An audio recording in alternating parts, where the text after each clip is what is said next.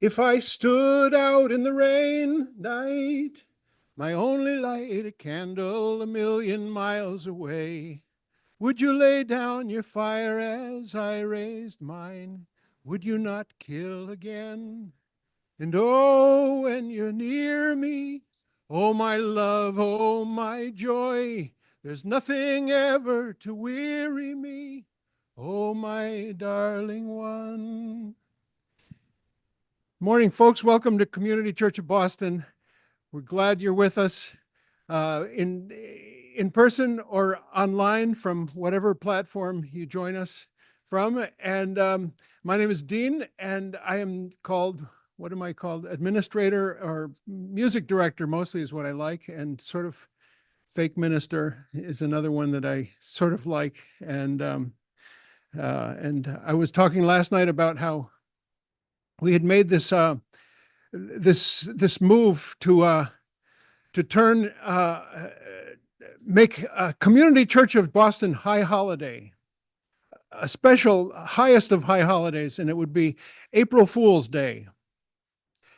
It hasn't passed the board approval or the congregational meeting yet, but we just jokingly do that, and we have a comedian every April 1st. But I'm getting off the topic because we have a wonderful program this morning. We are joined not live in person by Bev Grant because she had some emergency cataract surgery that left her kind of patched up in the face area. But Bev is a renowned social change musician, lives in Brooklyn, and we have loved her music for many years, and it is well recorded. And so we have some recordings of Bev's, and she might join us without the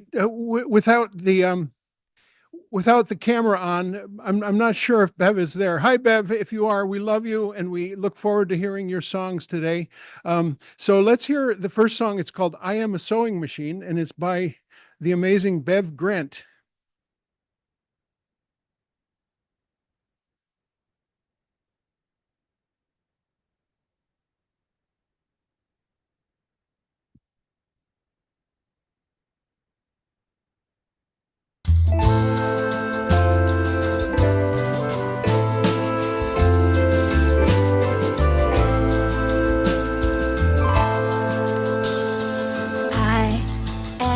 A sewing machine, stitching your stylish new clothes. And right beside me, others just like me sit here neatly in rows. My person works here each day. She can't be more than 15. She's constantly railed at, pushed and assailed to work faster her machine. Chain, stitch, overlock, drop, feed, never stop. My needle stitching all day. Persons, they come and go higher to make me so fire. They disobey.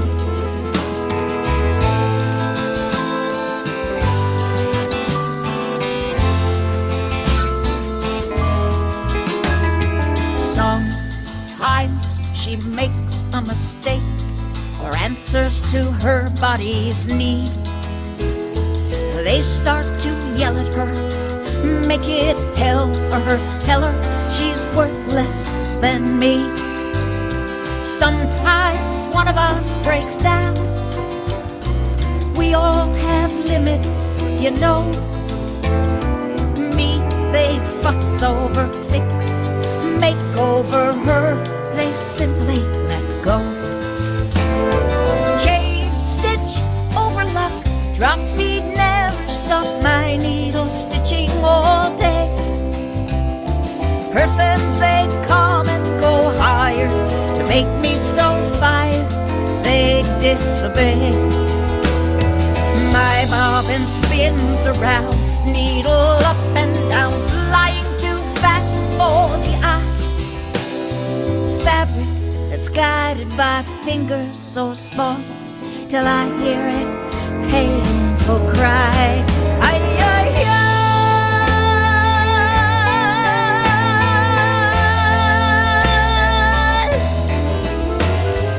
I am a sewing machine, stitching your stylish new clothes. My person's forced to work 12-hour days. She can't afford what she sold. I sew in China, in El Salvador, Bangladesh, the Philippines. Cotton to sateen, shirtwaists to blue jeans. I am a sewing machine.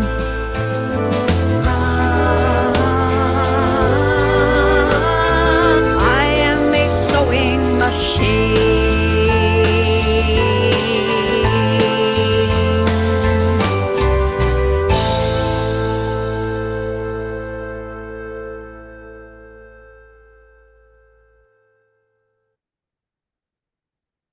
Thank you, Bev Grant, for that beautiful song.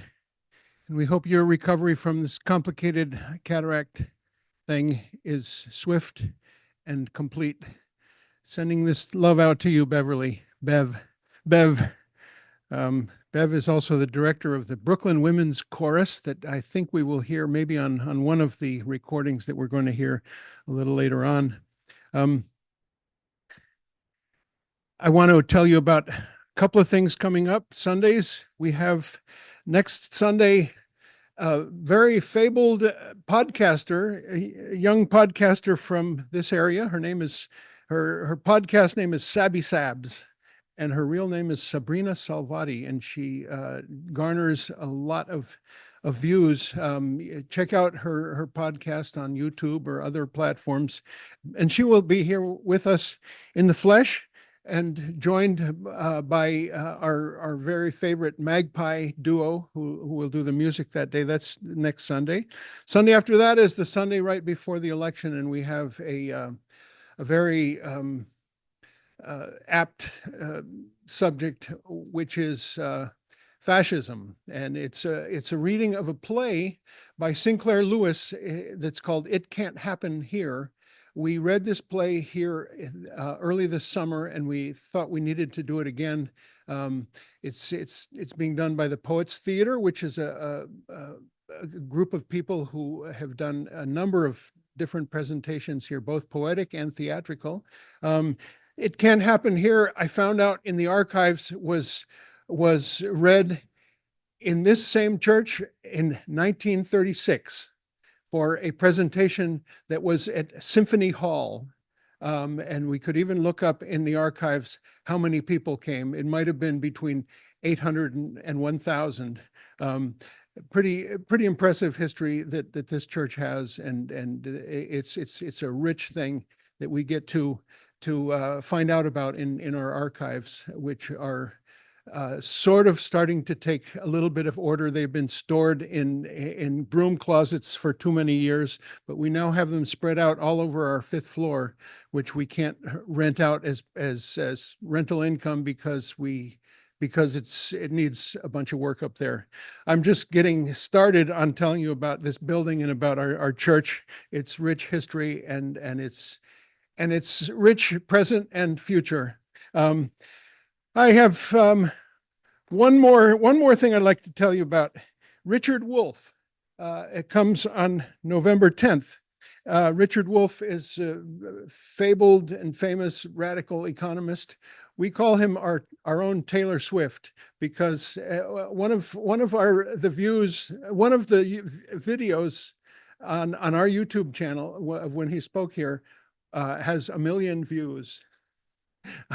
I can't fathom it, but he's very popular, and he's been willing to join us over and over.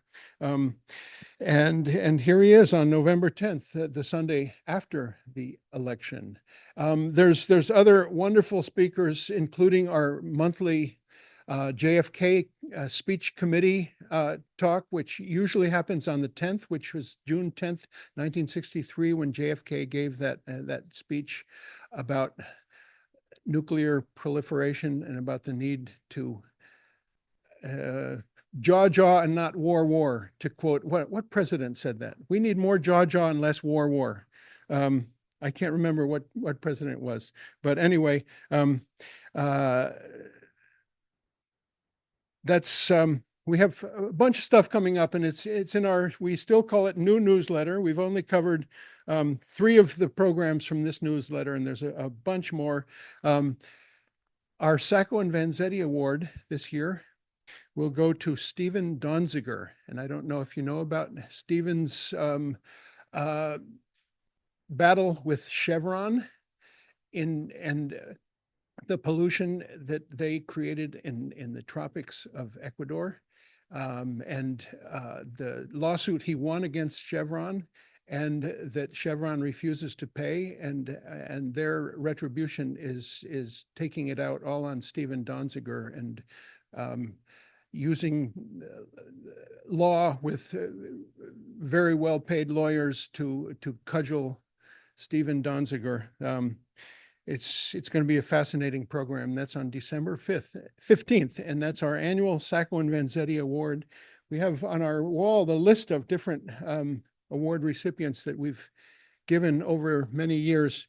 The first one, for example, was William Kunstler in 1976, and it goes on from there, and it's a remarkable list of activists. A quick reading. My favorite author from Latin America is named Eduardo Galeano from Uruguay, a historian and a columnist and an opinion maker. He wrote a book that's called the Book of Days, and he writes a lot in short vignettes. And he has one short vignette for every day of the year. And let's look up October 20th, see what he has. I haven't read this yet, and sometimes it's surprising, and you don't expect what you're going to hear. But October 20th goes like this. It's called The Prophet Yale. That would be Y-A-L-E, Yale. In 1843, Linus Yale, inspired by something the Egyptians invented 4,000 years before, patented the most invulnerable lock ever made. Yale went on to secure the doors and gates of nearly every country and became the greatest defender of property rights in the world. These days, cities ill with fright are nothing but gigantic locks. Few hands hold the keys. Eduardo, the Gospel according to Eduardo Galeano, Children of the Days. I love this book, and I love that we hold it under the pulpit here. We're going to hear another song from Bev Grant, and this one is called Who I Am.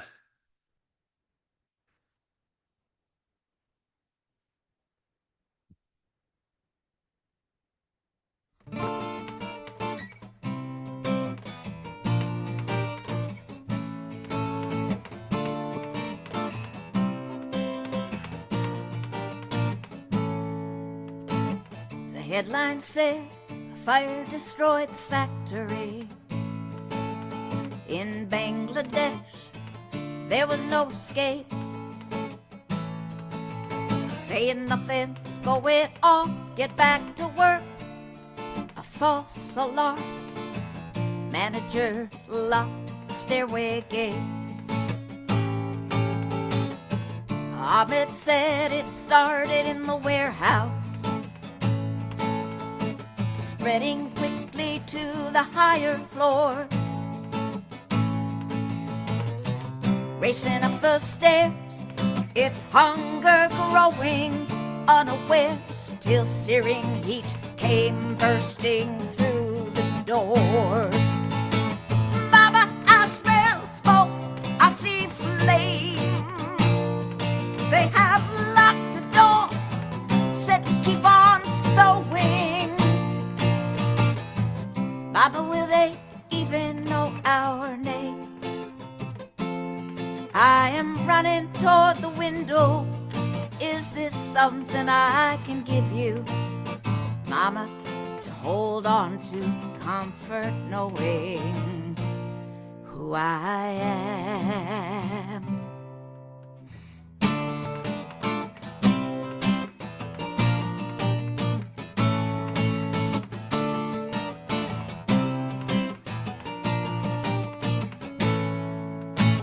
"7 p.m. when the fire started, people forced to work overtime, sewing clothes with labels any one of us would know.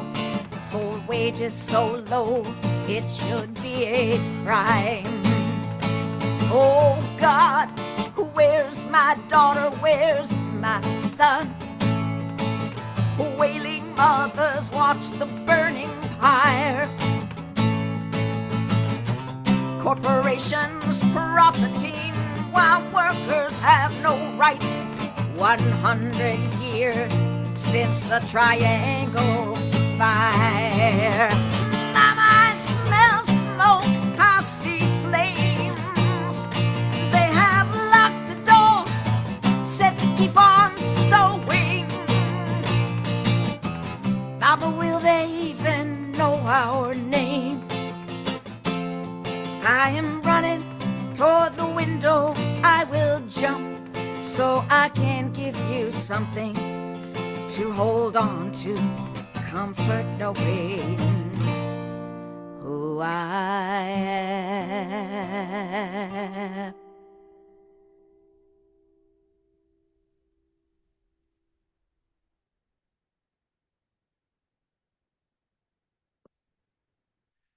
Thank you, Bev Grant. Bangladesh. What year was that? Not too long ago. What a tragedy, and it's not unlike the tragedy that so moved and inspired Frances Perkins to do what she did with her life, and more, which we will hear a lot about. But first, I want to take you on a little tour through some books. These are two upcoming speakers. The first is named Matthew Cole, and the book is called Code Over Country, The Tragedy and Corruption of the SEAL Team 6. Matthew Cole will join us, Amar, what date? November 2nd, so it's coming right up. The next one, this is huge, that we have what we think is a confirmation from Norman Finkelstein. And you've probably heard about Norman because of his very outspoken words during the last year since the October 7th event. We also have, I'll mention before I introduce, this magnificent book. And it's a young adult book. Have you ever heard Heather Cox Richardson talk about how much she likes young adult books? You know, she just says, I just love it. I just consume them. Just the point is easy to read, not academic, not thick, not adult, old adult stuff. Just like, just the facts, ma'am, sort of thing. And I've really enjoyed reading this book, Rue, and it brings me to another young adult book, which is in our own library. We have a whole series of young adult books about African Americans, and this one is about Nat Turner, slave revolt leader, 1836, I believe it was, and it was a horrific time. A bunch of slave owners and their families were killed. A horrific moment, but it was also the first spark in what became the end of slavery in this country. And I've got to say, I can't help but make comparisons between Nat Turner and October 7th. What happened in Gaza and in on the other side of that horrific wall. Just wanted to say that. I want to take you for a little tour around maybe we'll do that later, but I'll tell you about a couple of things that are going on. We took a bunch of cassettes from our archives, and we've slowly just digitized one at a time. Amar Ahmad, who is our sort of tech young guru who helped us get the slideshow up just 15 minutes before the program, has been digitizing them, but we've found out about a service that's called Legacy Box, where you can send 20 cassettes and they'll digitize them for you for a fairly reasonable price. And we brought out a whole bunch of things like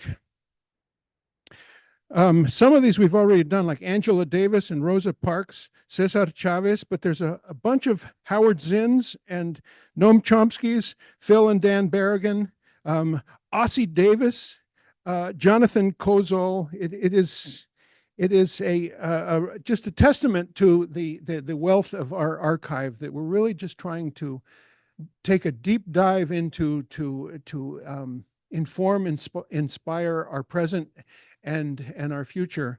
These archives, it's so great to have them, but we don't have the bandwidth to really care for them in the way they should be cared for. And toying with sending them to a repository, like it might be Harvard Divinity, like it might be Boston Public Library, BU School of Theology, Northeastern. We're not sure which one. Maybe we need to have an auditioning session where they come and they say why they want our archives. But there's been significant interest. Anyway, also going on in this room is another book I want to tell you about.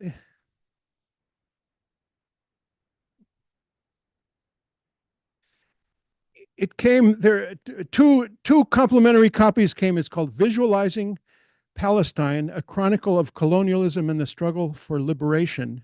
And I mention this because the organization is also called Visualizing Palestine, and it's a bunch of journalists and graphic designers who put the plight of Palestine in the form of memes and posters. Have a look at it if you're here. But I mention it because there is a book signing and opening. It was going to be here, but they have moved it to a bigger venue, which is the First Parish in Harvard Square.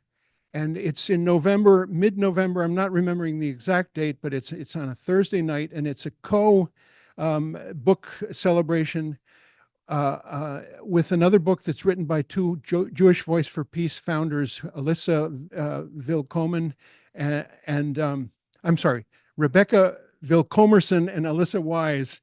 They are also announcing the release of a book. It should be a really interesting and great program in a big, huge venue. Sorry, we weren't big enough, and I hope they get a big turnout for that. Look for that event. I'll be there.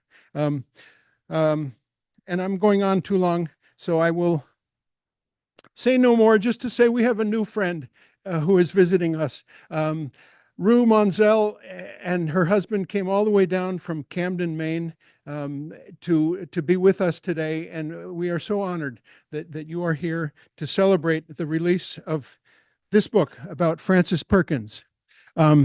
Frances Perkins, Champion of American Workers. And our interest in that was that Frances Perkins spoke at Community Church in approximately 1952. I was going to go look up the exact date and find out the title of her talk, see if also there was a transcript of her talk. I haven't been able to do that research, but it's all up there waiting. I know that she did speak, and so we have a connection there too. This archive, as a way of digging deeper into the history of this country and the history of the world, has been a really interesting little exercise for us, and that's why we love to hear more about really just luminary folks like Frances Perkins. And I won't go through Ruth's entire impressive catalog of accomplishments and skills and talents. I'll just introduce her and say thank you so much for joining us this morning. Ruth Monsell. If you're able to, but this one does transmit as well.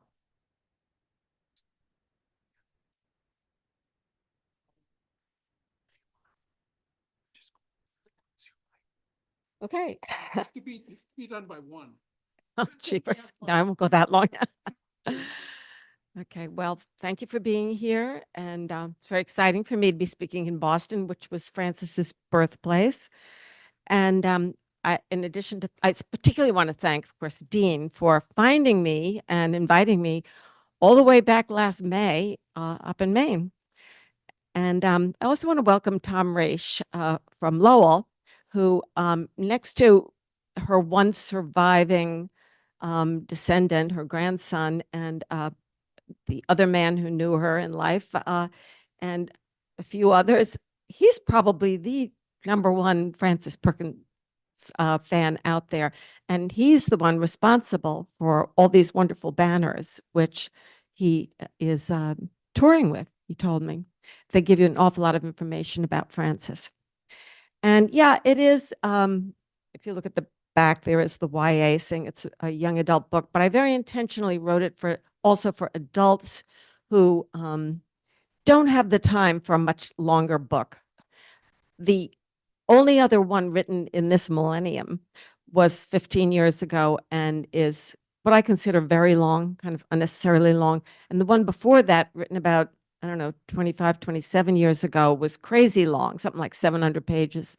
So I wanted something that was more accessible, a quicker read, but also that could be read by high school students, because I think she's so inspirational. And my experience as an educator and a parent, and even as just a human being, is that you need to be inspired by things when you're young to really have the kind of impact on life that maybe you'd like to. Anyway, it's always a privilege to talk about her story, and particularly to be in a place where she actually spoke. So I imagine most of you have a good idea already of who she was. Do you want to give me a show of hands? How many of you know much about Frances Perkins? Okay, half and half.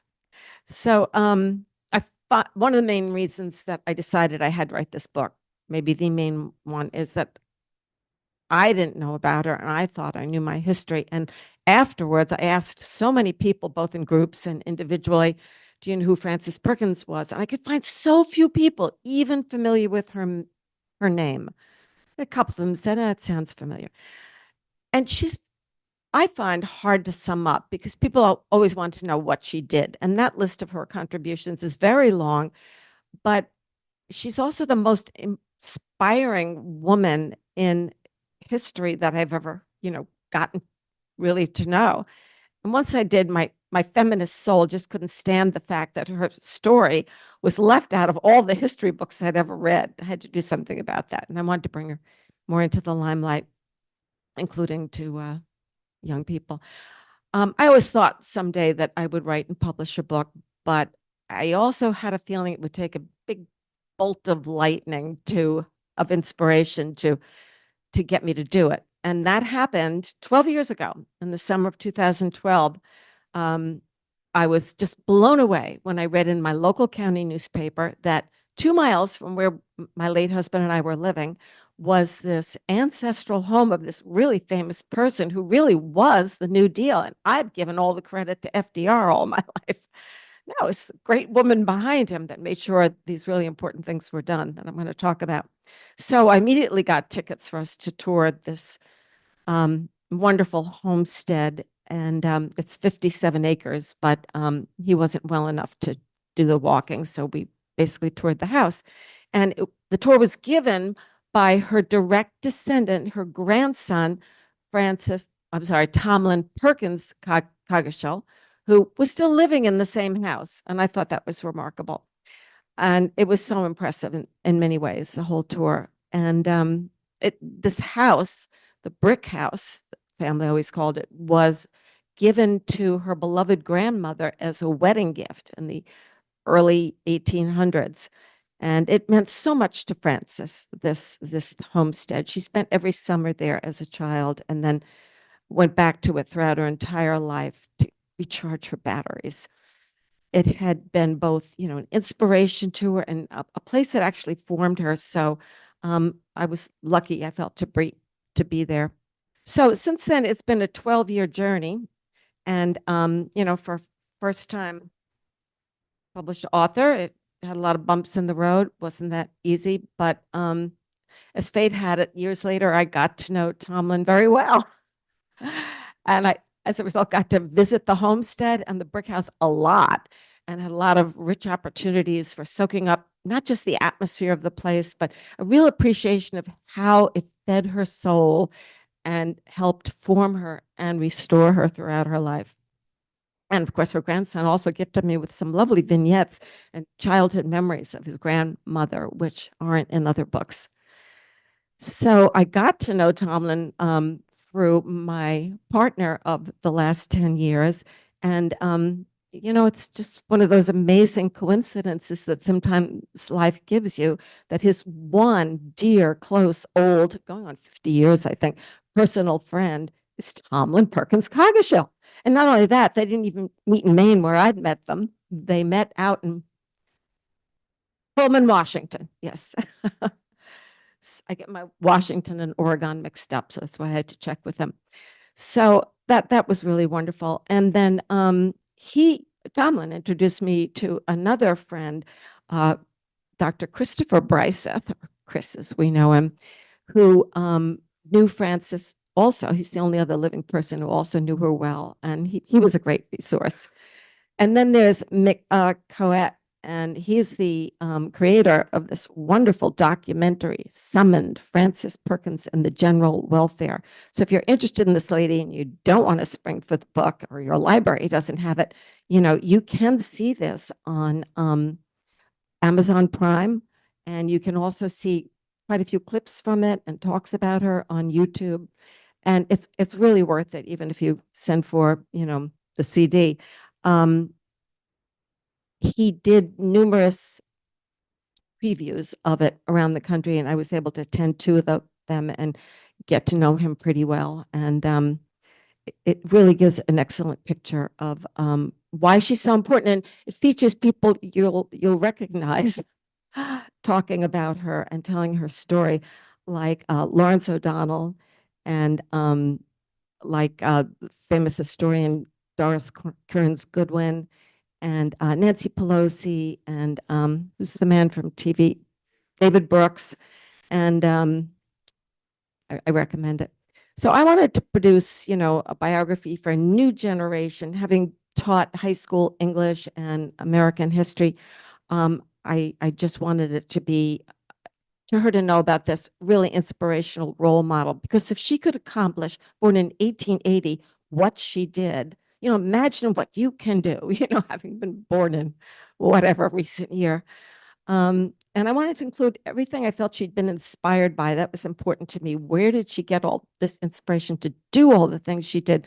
So I actually have a bunch of addenda in the back, and one of them is the top 10 things that set her on fire. And pardon the pun, the Shirtwaist Fire Factory. She was an eyewitness right there on the sidewalk, watching these young women jump to their deaths. And it was mostly women, young women, many of them teenagers, 14 and up. And she later said, on one occasion at least, that the New Deal was born that day. So where am I in this? I also find in telling her story that there's more to it than the wonderful things that she did. The story is largely, to me, and I've discovered some of this just hearing people talk back, question and answer sessions. It's very timely, because we live in a time of all this turbulence and divisiveness and misinformation and disinformation and lies and even hostility and rudeness that I don't remember from earlier in my youth. Perfect strangers can be perfectly awful to you. And I don't remember that being the case when I was young. But maybe the most important story here is not just what she did, but who she was. She was, first of all, a product of her deep Christian faith, and especially, I believe, the commandment to love one another, and to not just love, but do something about it. And she also was inspired by the very challenging, selfless ideals of her alma mater, Mount Holyoke. Those were instilled in her during her years there. So she had a stronger than average foundation of empathy and courtesy and ethics. But, this is what society as a whole tended more to once inculcate in the young. Didn't matter if you were a neighbor or an uncle or a grandparent or a teacher or a scout leader, you were going to get these character lessons through them. And that tends to not be the case so much anymore. So I've come to believe that portraying the stellar character of this person is maybe the most important thing I did in the book. So among her chief qualities, as I see them, were compassion, charity, conscience. She felt she had a calling, or as Mick called it, was summoned. And she also seemed to have extraordinary powers of concentration, composure, and especially courage. Even when her life was on the line, she had courage. And that's just the letter C. Ex-English teachers, I can't help but love alliteration. I won't go on through the alphabet. But hers is a voice and an example largely missing in our time, or at least that we could use more of. And these were the traits that helped change society dramatically, and that we need to all help model and teach and leave to the next generation. And I believe they're critical for democracy. So I hope my slender volume will help to inspire those things in its readers. So we're going to show some slides, and I'll gloss over some of them and we'll pause under a few more. So slideshow can begin. Thank you, Amar. So I imagine it was Dean who subtitled the slideshow Server, Shaper, and Saint. And I love that because she really was. And she was named a notable saint by the Episcopal Church. And this is her prayer card with her icon on it to prove it. And there's even a beautiful prayer on the back. And I looked it up. The Episcopal Church likes to make lots of people in saints. A saint, whether you're a musician like Louis Armstrong, or whether, you did wonderful things like Desmond Tutu. The list is very long. You can go online and look it up yourself. But how many saints can you name who served for 19 years in high position in Washington, D.C.? Probably not any. So I'm very proud of her for that. And, I've been to the church. They also have a big, it's a little Episcopal church, very English style, right on the Damariscotta River in Newcastle. But it has a really large bronze plaque in the sanctuary to her because she worshiped there. Whenever she was in Maine. And also, then there's this beautiful hand-painted wooden icon when she was made a saint. Okay, next slide is I'm Ruth Monsell. Yeah, can you pause it a second? I'm sorry. I don't have the slideshow in front of me. I had to do this for my publisher, History of Books. They said, okay, we have these big book fairs a couple of times a year, and you need to do a 1 minute, not a second over 60, infomercial about your book. So, that's tough to boil down 12 years of your life and your 135-page book into, 60 seconds. But I throw it into the slideshow because at the very end, it rapidly gives you an answer to the "what did she do?" question. Go ahead.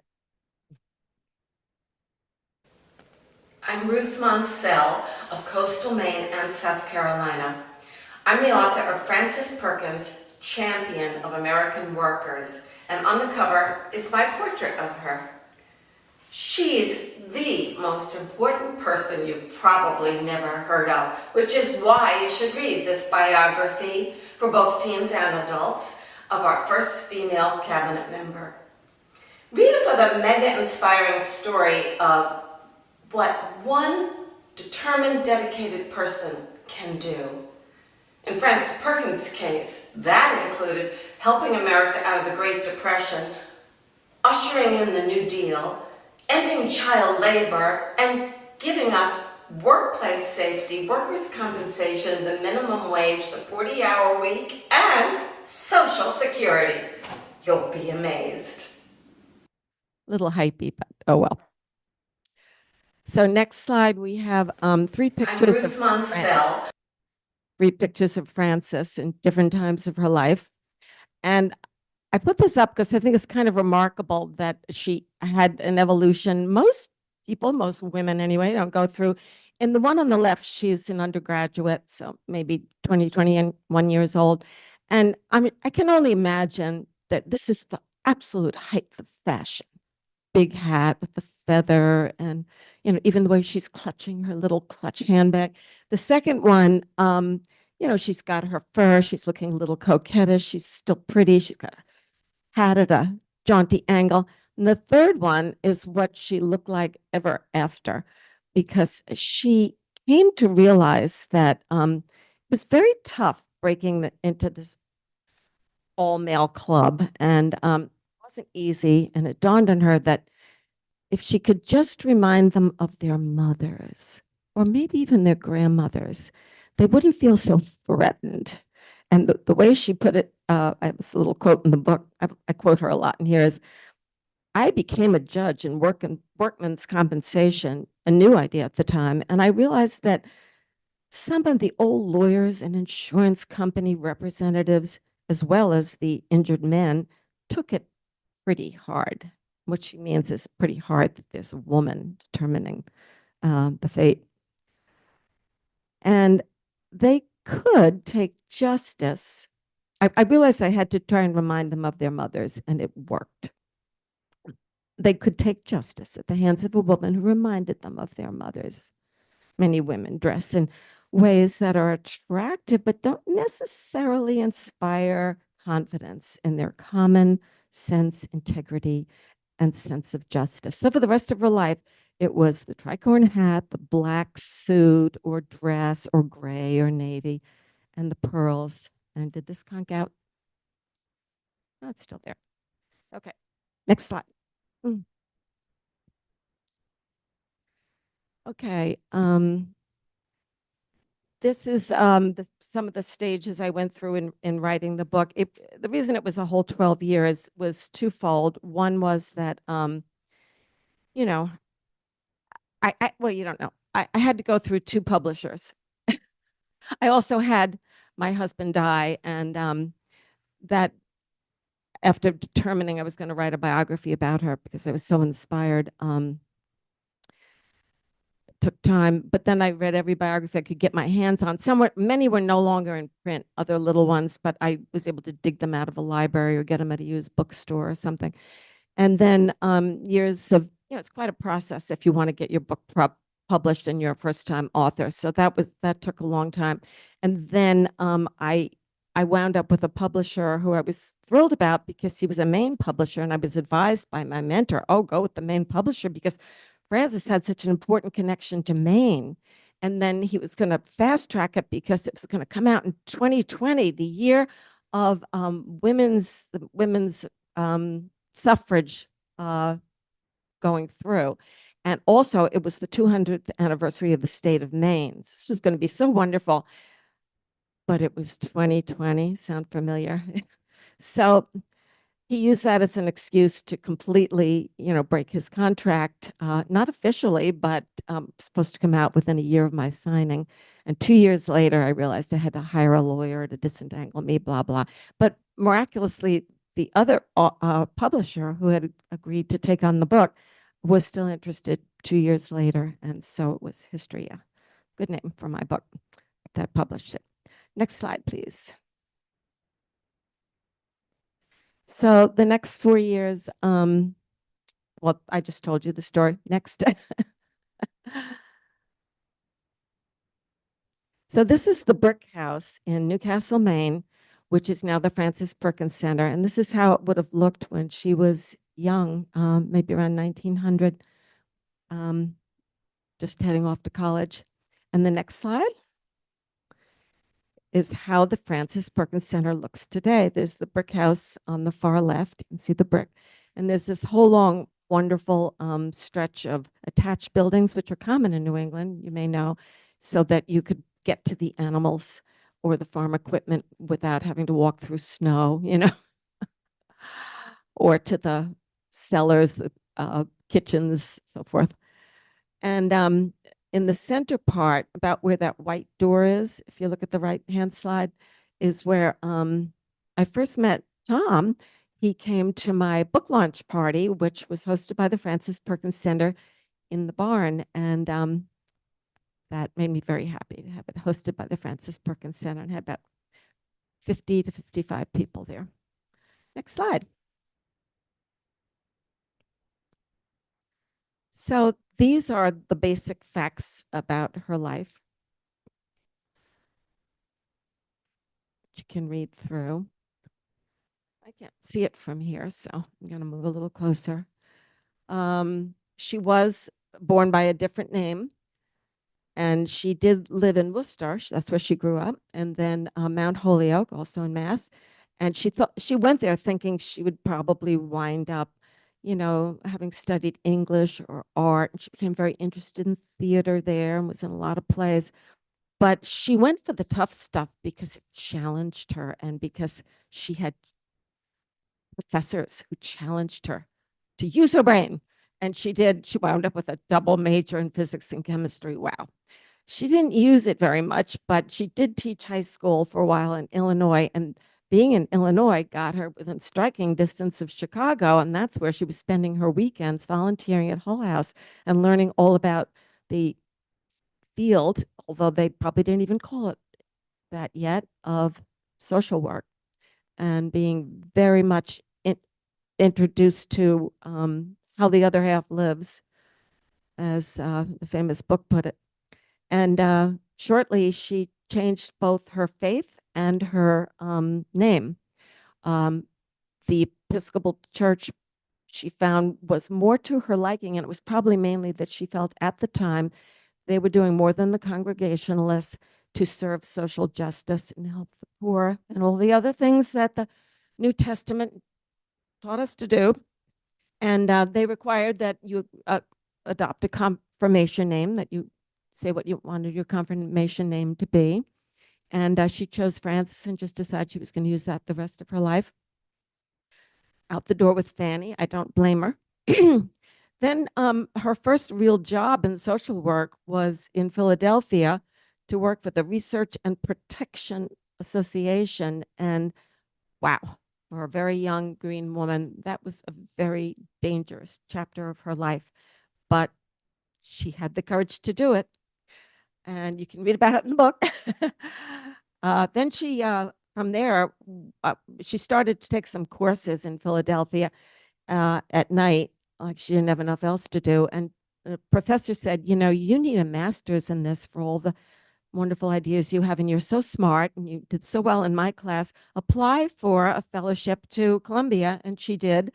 And before you knew it, she was studying the bakeries and the factories and all of the other horrible, horrible working conditions and sanitary conditions. I mean, there were no laws to prevent you from having rat hair in your bread, or from having access to fire escapes and alarms, and much less sprinklers in your place of work. So she was preparing herself, although maybe she didn't know it, to become a leader in these fields. And at the same time, she was going from New York up to Albany regularly to do lobbying. That's how she got to know Al Smith early on, who became kind of a mentor. He was later, we probably know him from the ceremony that was done a few days ago on TV, with Trump in attendance. But at any rate, she knew him well, and it was partly because of the lobbying in Albany. And she later served under him when he was a governor. But she still found time to be a very active suffragist. And then came the Triangle Factory fire, and she was living right there in Greenwich Village where it happened. and at a tea party with women friends, and all they had to do was run across Washington Square, and there it was. And I don't think she even knew it at the time, but it was one of the people in American history she most admired, Theodore Roosevelt, because he was the first one to really talk as president about the importance of lifting up the other half of the population and caring about what quality of life citizens had, even if they were just poor immigrant factory workers. They were Americans. They were important. And he was the one who recommended her, woman, can you imagine? It was 1911, to head up the committee on the safety for the city of New York following the fire. And she headed an industrial commission at the same time, committee. Anyway, let's move to the next slide.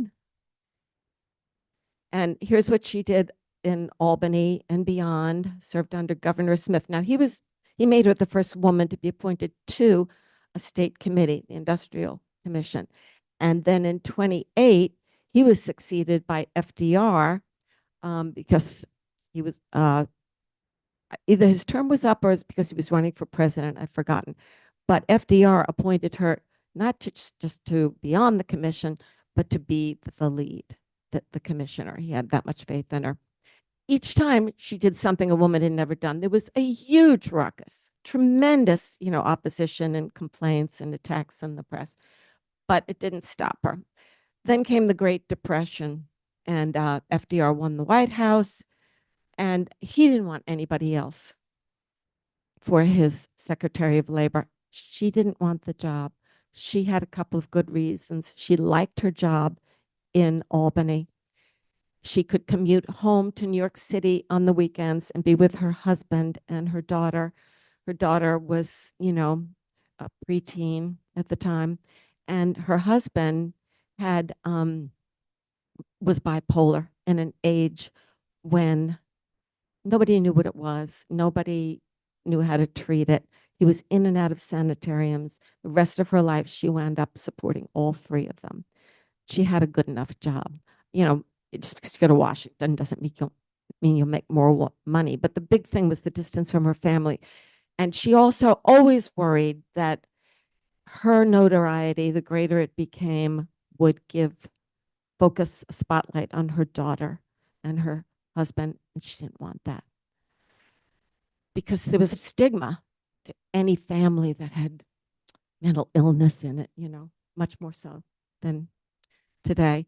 So she decided, I'm only going into this if I can get his support to do all the things I want to do. And it was an 11-point list. And she got all 10 of them accomplished in her lifetime. The only one she didn't that was on her list, any guesses? Health insurance. Still working on that baby. But old age insurance is what she called Social Security at the time, minimum wage, workers' comp, unemployment insurance, end of child labor,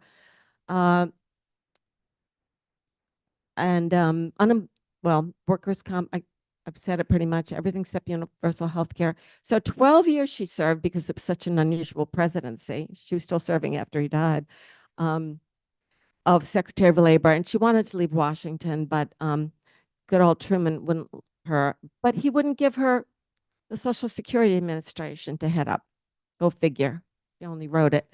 So she had to be the head of the Civil Service Commission for another 7 years. And then she launches a whole other career for herself as a mid-70-year-old and 70s. And she goes to Cornell, where she is a teacher in international labor relations. And she absolutely loved it. Okay, next slide, please. Next. Yeah. And here's the important people on the journey. One of them sitting here, John Longmaid. And here's his, it should be over here. His close friend, Tomlin, is in the middle. And Tomlin's husband, Christopher, on the left.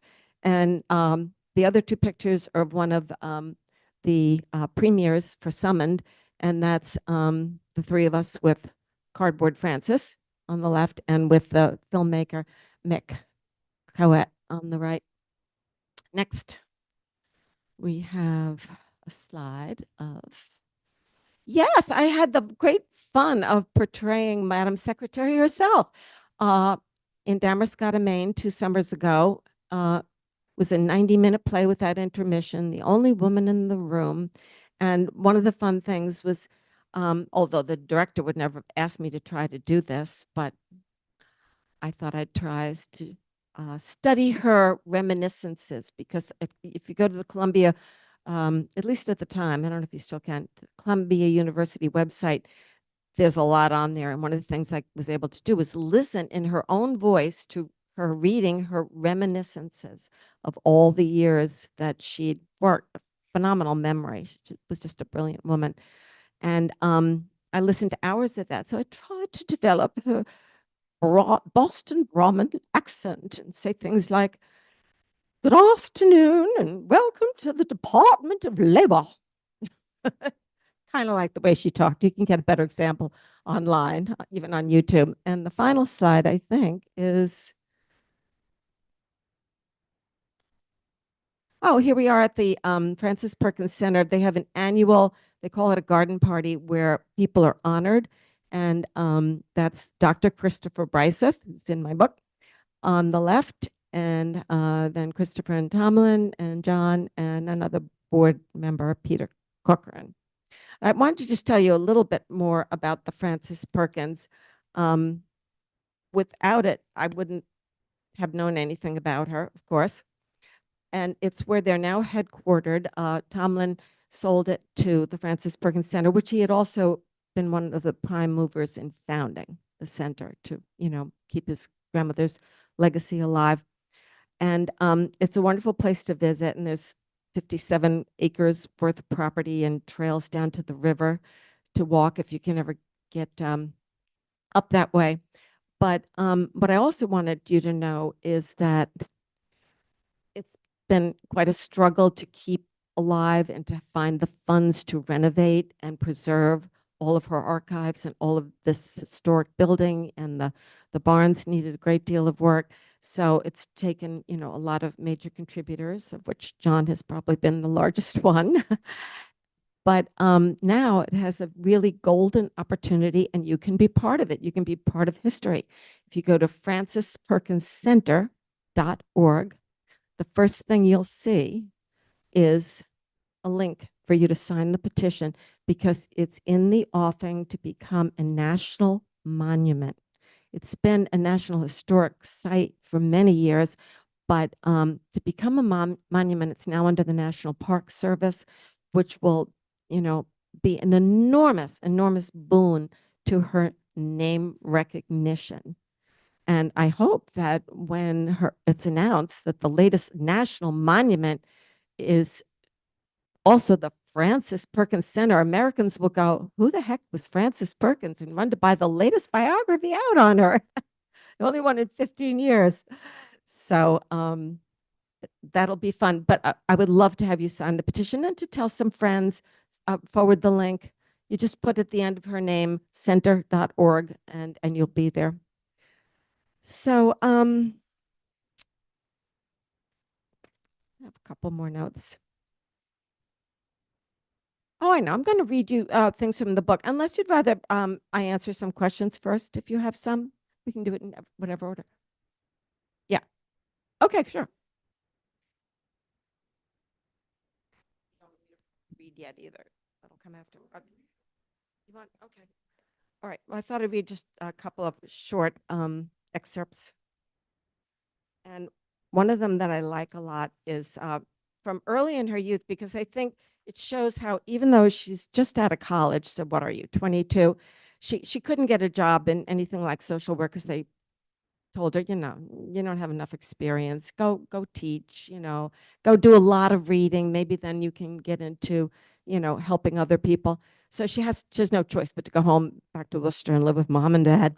But she's not inactive. She does a lot of reading, like Jacob Riis's amazing book, How the Other Half Lived, and a lot more about a lot of things. Anyway, the Girls Club. Fanny took the idea of starting a girls' club from what she had read about Hull House. At a settlement house in Worcester, she invited 14 to 16-year-old girls to join, but they were not in high school. They were mostly factory and mill workers or shop girls, underfed and underpaid. They also suffered from a lack of exercise, so Fanny organized games, sports, and outings for them. She presented some educational programs.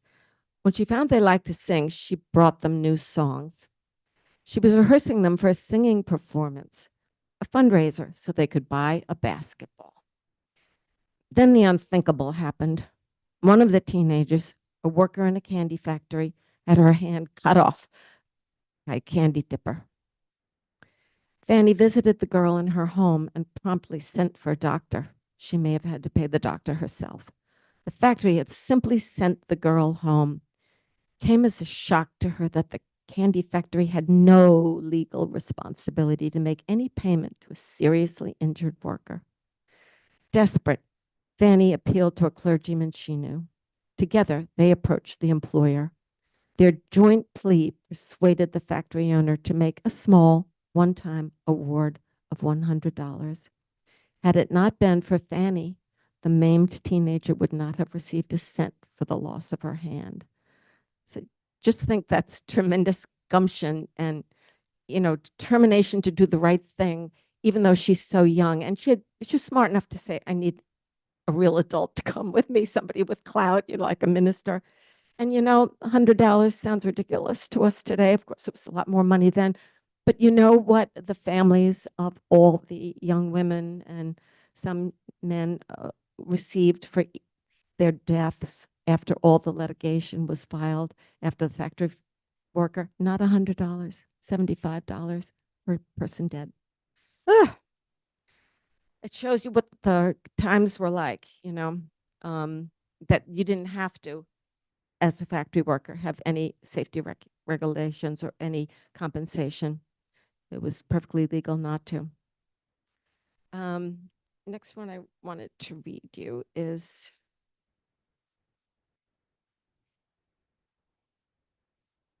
hold on a sec. Here we go. I love this one for its emphasis on this quality of empathy. Nobody else had more. The occasion is Al Smith is running for president, first Roman Catholic ever to run. Not only heroic in speaking out in dangerous situations, Frances could also physically spring into action when the situation called for it. One moving example occurred when Franklin Roosevelt made his first public speech following his life-threatening battle with polio, which left his legs almost completely paralyzed. He was appearing at the 1924 Democratic Convention to nominate his friend Al Smith for president. It was important that as a working-class Catholic, Smith have the support of a prominent, well-respected Protestant politician from an upper-class background. FDR, crippled by polio, had worked hard to build up his strength and recover as much of his legs as possible, use of his legs, but would never again be able to walk unassisted. Though he wore leg braces, he still needed a crutch on one side and his teenage son on the other to assist him up the steps of the platform. Then with a second crutch, he started for the speaker's stand. It was a struggle and a slow process while the audience watched, holding their breath. When he got there, he handed off the crutches to his son, took a deep breath, and gave the audience a wide, dazzling grin. The crowd cheered. He could not remove a hand from the lectern to wave back, but his smile made up for it. He spoke clearly and vigorously. Only Frances, who had a good vantage point, observed the extent of Roosevelt's physical struggle. His hands trembled as they gripped the podium, and she knew that supporting himself must be agonizing. She also knew how important it was for him to appear capable and in control if he was to have any future as a politician. She began to think of the stressful moment when Roosevelt's speech would end and he would be faced again with the challenge of walking, with everyone witnessing his handicap at every step. Then she had an idea. She knew the male politicians around the speaker would never think of it. She whispered her idea to the women around her. The moment FDR finished speaking and the applause began, they rushed up to the platform and stood between him and the convention audience. As he turned away on crutches, he appeared to be swamped by supporters congratulating him. Their moving sea of skirts and big hats shielded him from view. In fact, the maneuver worked so well that it was used in future appearances. Read some more later if Dean feels he's going to hear from the singer.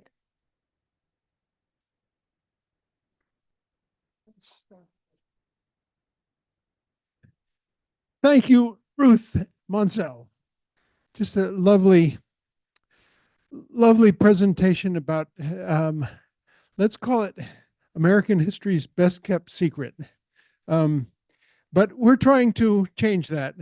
And I want to especially acknowledge Tom Raish, who came here. Tom Raish, I forget his exact title with the AFL-CIO, but Tom has come here with a series of posters, pull-up posters about Frances Perkins, and it's a really impressive thing. After I'm done here, I'm going to take my other camera, which is the phone, and show you while we're maybe during.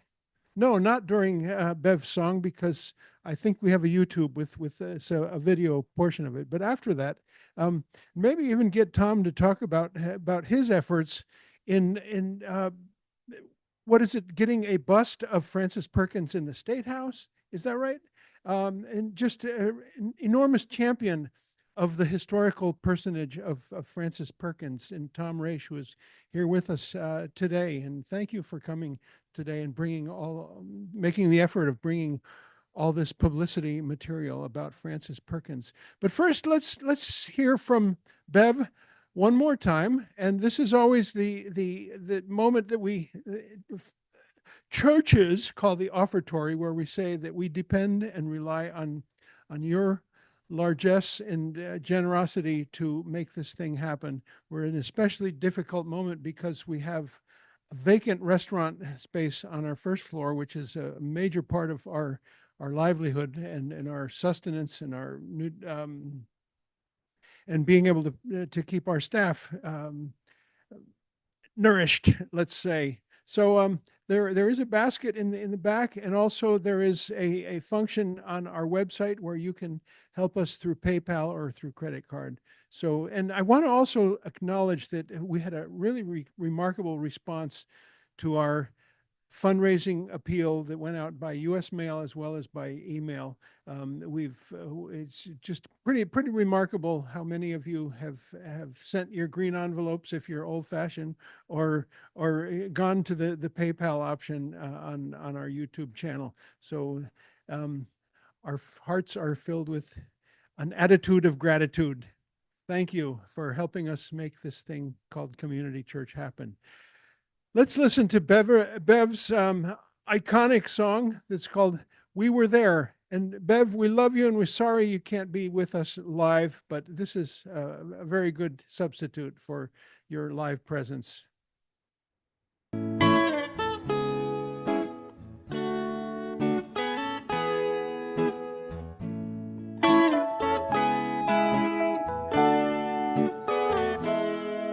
We have plowed and we have planted, we have gathered into barns, done the same work as the men, with babies in our arms.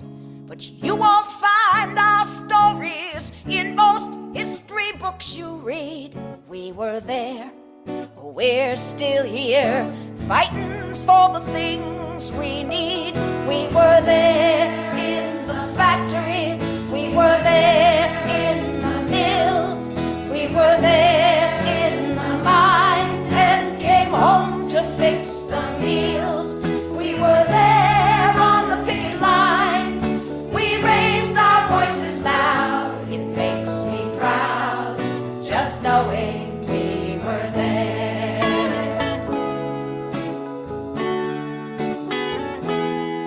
From the textile mills in Lawrence to the sweatshops in New York, from the fields in California where our children had to work. We fought to make a living. Bread and roses was our pride. Though they jailed and beat our bodies, our spirit never died. We were there in the factory. We were there in the mills. We were there in the mines and came home to fix the meals. We were there on the picket line. We raised our voices loud. It makes me proud just knowing we were there.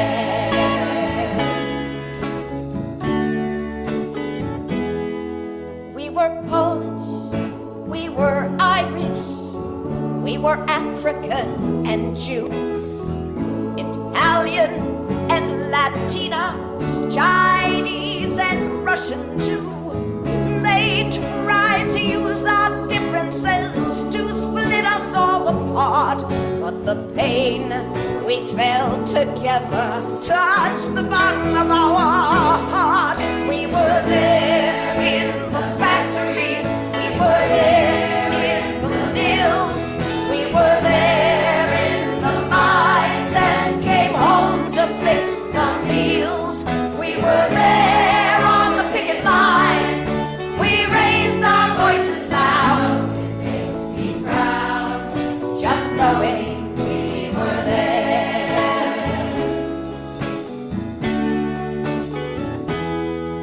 We are teachers, we are doctors, we are cooks and engineers, letter carriers, truck drivers, conductors and cashiers. We operate machinery, we fly the airplanes, and we help to build our unions. We got struggle in our veins. We were there in the factories, we were there in the mills, we were there in the mines and came home to fix the meals. We were there on the picket line. We raised our voices loud. I'm so proud just knowing we were there. We were there. We were there in the mines. Yes, came home to fix the meals. We were there on the picket line. We raised our voices loud. Proud just knowing we were there. And our struggle keeps on growing. I'm so proud just knowing we were there.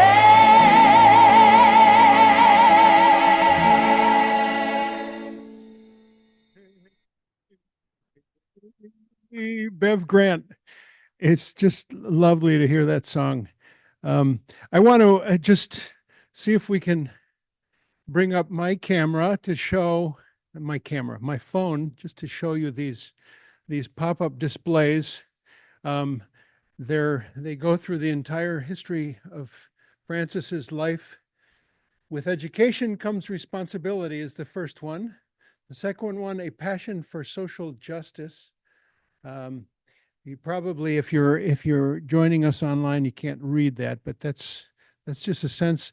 Fighting for her rights and those of others. A fiercely pragmatic person in matters pertaining to social justice and politics, Frances was nonetheless susceptible to the desire for romantic love. She talks about her. It talks about her marriage and the child and her husband's mental health issues. First female cabinet member in U.S. history and leader of the New Deal. Life and legacy, complete timeline. Oh, it doesn't mention 1952 when she spoke at Community Church. We'll have to edit that. Yeah. More life and legacy all the way through 1966 when she passed away. This is just a beautiful display. And I want to call up Tom Raish to talk a little bit about his passion for Frances Perkins, connected to the labor union movement, and about his efforts to have Frances not be a well-kept secret anymore. Hello, thank you so much for being here. Thank you, Ruth. And I actually saw Ruth on stage. That was a fantastic production. My name is Tom Raish. I'm with the Merrimack Valley Central Labor Council up in Lowell. I was a labor leader at Logan Airport for years for Northwest Airlines, and then I retired and went to work for the AFL-CIO up at the Merrimack Valley Central Labor Council. And when I first went up to the Merrimack Valley Central Labor Council, I heard about this thing called the Bread and Roses strike. And I never knew, I was a labor guy and I never knew anything about the Bread and Roses strike. And the more I read about it, it was fascinating about how these different groups stuck together, all different nationalities, they stuck together for what they would do. The mill owners were exploiting them, and they made a difference. And I thought about it and I read about it. It was actually the 100th year anniversary in 2012. And it was a big deal. And then I'm reading more about labor, and all of a sudden this Frances Perkins name comes up. And the more I read about it, it's like, wow. And I was just fascinated to find out all these things. And it was like an onion. I kept on peeling back, and it's like, oh my goodness, you know, and so many things that we take for granted. And I always said that at the airlines, as labor people, we take for granted. We forget the fights that they did in the 60s at Logan Airport. So we have what we have as far as workman's comp and everything. And it was just fascinating to hear about Frances Perkins' life. And then when Ruth put the book out, I bought it on Amazon and I read it. And then they had the book signing up in Newcastle. I went up there and it was just great. And this was written by Liz Schuler, and she's the a year or so. She's the president of the AFL-CIO. And as far as it being a national monument, we have to do this. It's just so important. And let me just read what she wrote. During her 12 years as Secretary of Labor, Perkins transformed work in the United States to address the devastation of the Great Depression. She advised President FDR on creating a public works program that put unemployed Americans back to work, building a critical infrastructure across the country. She was the powerhouse behind many of Roosevelt's New Deal programs, established a federal minimum wage and overtime pay, banning child labor exploitation. And she was the chair of the Committee on Economic Security, which created the blueprint for Social Security. Frances Perkins got it done. As the first woman to lead the AFL-CIO, Liz Schuler, the nation's largest federation of labor unions, I am deeply inspired by the example that Secretary Perkins set. Even though her work has touched the lives of every working person in America, Perkins remains an unsung hero in our national history. And I'll just jump to the end. And she says how important it is that we recognize that. A monument to Secretary of Perkins would stand as a monument not only to our country's history, but also to our future. She believed deep in the soul that a government should aim to give all the people under its jurisdiction the best possible life. By honoring Secretary of Perkins, we can make her legacy a living place that inspires our children and grandchildren, reaffirms our country's commitment to making our union more perfect, and tells our national story in a way that honors the contributions of all working people. Liz Schuler is president of 60 unions, 12 million member AFL-CIO, America's Labor Federation. And I just think it's so important. I think it's so instrumental that all of us fight to make this happen and make it a national monument. And I'm going to try to have Ruth's book. Every labor leader should read this book. And as a person who's been active in the union for years, it's so important. I want to thank you for being here. I want to thank you, Ruth, for having me here. This is great. And it's just a passion of mine that I want to get the word out about all she did and how the fights that we still have today, she was doing back in the 1930s. You brought up healthcare. That is unbelievable. She was talking about that in the 30s, and here we are still talking about it now. And I want to thank you, Reverend Dean. My pleasure. I love that he called me Reverend Dean. Actually, Oh, oh, yeah, sure, sure. Let me hear that. The monument is going to be at the homestead, Newcastle, Maine, which is about a 2-minute drive from Damascotta, Maine, too. And it's where place she loved. So it will be headquartered in the brick house, but the Frances Perkins Center will still be there. They'll have their own quarters that they're going to build, and they'll have most of the acreage as well.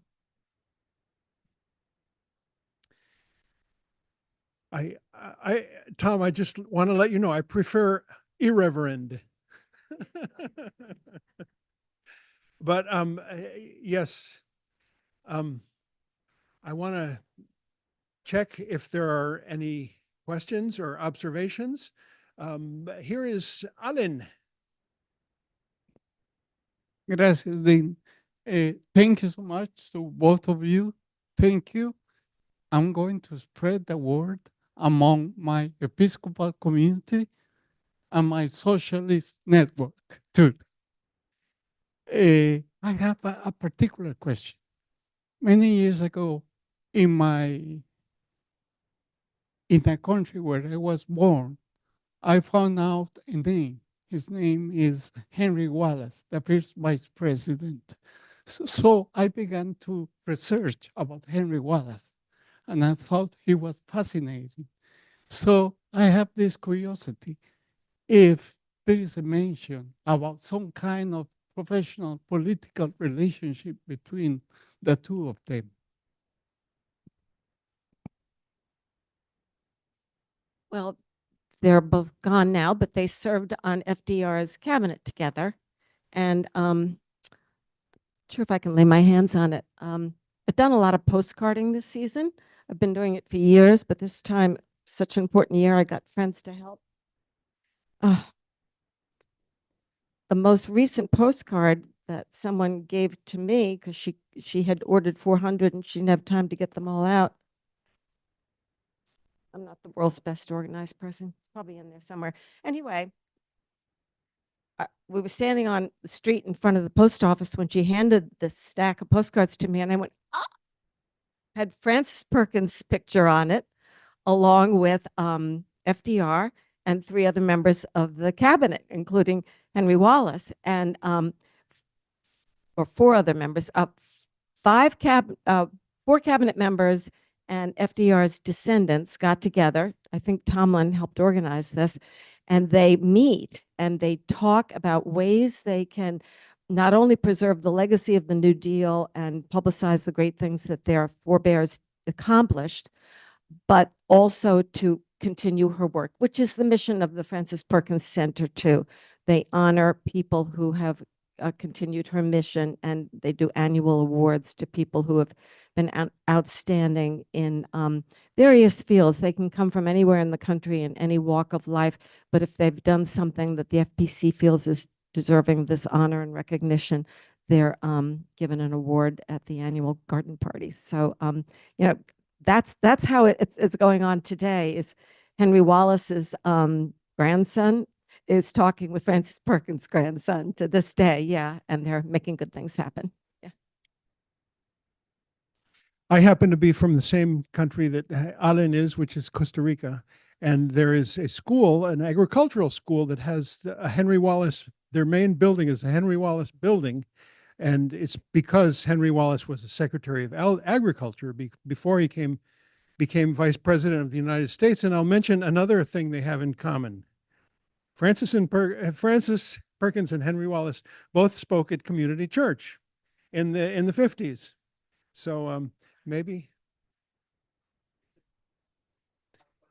Henry Wallace visited Costa Rica as vice president. Okay.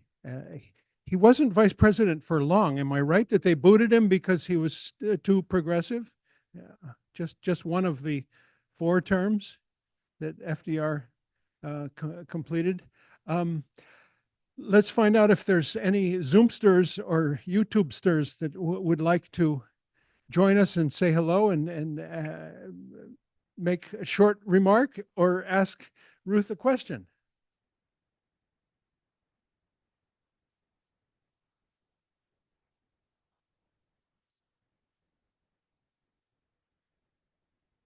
No? Okay. Are you mentioning a question about? Here we go. Hi, Brendan Coy. Hi, Ruth. I just had a few questions for you. Uh, um, I'm a musician. I've been playing guitar for 25 years. Um, I would play a Bob Dylan song on the guitar for you, if at the end, if you want, ma'am. Thank you. I'm sorry for your husband's passing. Thank you. Thank you for your remarks.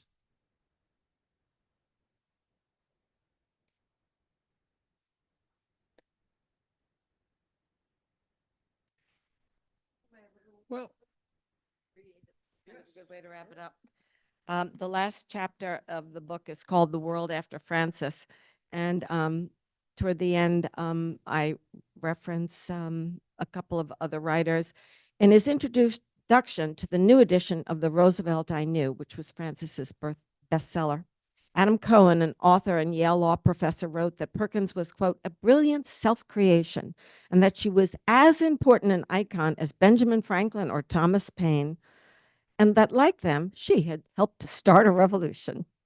Before the unique partnership of Roosevelt and Perkins came to Washington, he noted the federal government had done little more than defend the country and deliver the mail, and of course, tax its citizens.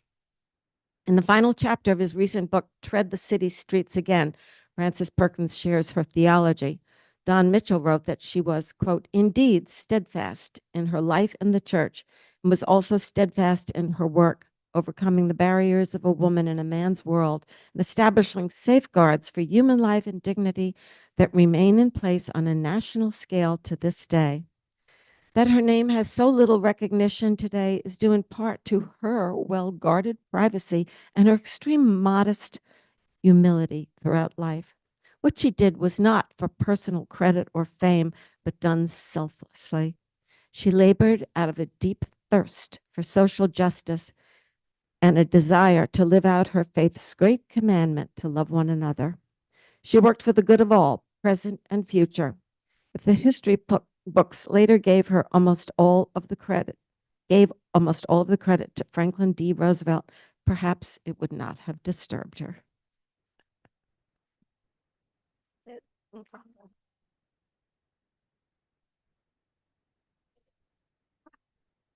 By the way, I'll discount this if anybody would like to autograph. I would like to have an autographed copy today. Ruth, it's such a pleasure to have you here today, and such a great topic. Yeah. Oh, yeah. Wonderful. I want to mention also that after a beautiful luncheon that Luis Guzman, our cook and custodian, has prepared for us, we would like to invite you, if you'd like, to go down to the first floor for two reasons. The first is that our monthly La Peña, which means sort of Latin American style open mic, prepared for us on the first floor a beautiful repast, or let's say beautiful installation, which is for next month's Peña. It celebrates Dia de los Muertos, and there's altars and there's just beautiful Mexican style decorations. The other reason to go down there is that at the Fifth Ward Democrats have another postcard signing party, which they will have all the way till the election. And you mentioned all this postcard writing that you love to do. If you'd like to engage in some of that, join about 20 other people who were here last week in that exercise on the first floor. So I thank you all and challenge you to do good work and extend the good work that Frances Perkins did by getting us universal health care. How about? That's something we can do between now and next Sunday, don't you think? And by just following the example of this remarkable human being, Frances Perkins, and just working towards better planet, more interdependent country and planet for all of us, not just for a few, but for all of us, including, I was thinking about the next step for Frances Perkins' work would be to acknowledge the work of undocumented immigrants in this country right now who work using, let's say, fake social security numbers and work for decades and will never derive a single benefit from that work. That's just the beginning. I know a bunch of them, and that's what they do. And they send money to their relatives and their families. For me, it's in El Salvador, but a bunch of other countries as well. So that's just a challenge for all of us. Thank you all. Meeting at the building be over. With my contact information on it, and also you could get one of the Frances Perkins prayer cards. I only have a few left. Thank you.